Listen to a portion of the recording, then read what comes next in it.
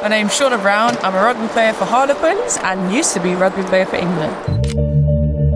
To describe my off-pitch work is actually quite tough, and sometimes I just say I get paid to do some weird and wonderful things, which then people say, well, what are those weird and wonderful things? A lot of the things I do are a passion of mine, and it's about getting as many different types of people in that metaphorical room as possible.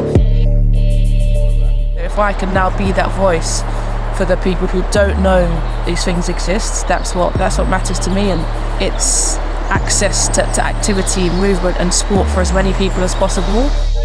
The money in women's rugby is not there yet, and actually you can be a full-time rugby player and still struggle. I've seen it myself, but as soon as you get the girls and women realising there is places where you can charge a decent amount of money for your time, but more importantly it means you're not struggling each month. If you just do an extra coaching session here or an extra commercial appearance there, it's the reality. If you want to have a decent standard of life and be a full-time rugby player, for me, I had to branch into that commercial arm.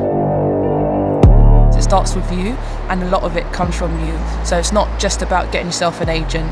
It's not just about relying on somebody else to send you a message and ask you to do some work and they'll pay you. You have to be brave enough to put yourself out there, but equally you have to have an opinion on things. That's been my biggest selling point, is that I have an opinion, and I can truly say I am authentically myself when I'm in a room, mainly because I find it very hard to be anybody else. Yes, it's still nerve-wracking, and yes, my heart still pounds at 1,000 beats a minute when I'm about to speak on a microphone in front of hundreds or thousands of people.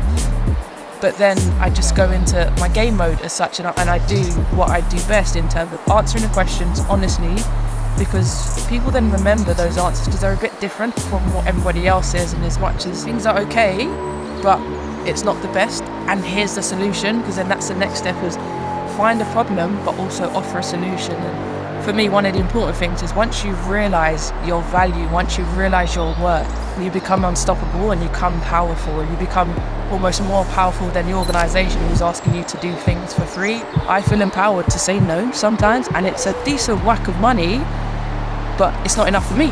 So then I say no, and they either go elsewhere, fine, that's up to them, or what generally happens is they come back and they say, oh, we found some more money. And I go, well, fantastic, let's talk. They're paying for you, they're paying for your profile, they're paying for your opinion and your personality, and once you realise that, then you'll have a good night.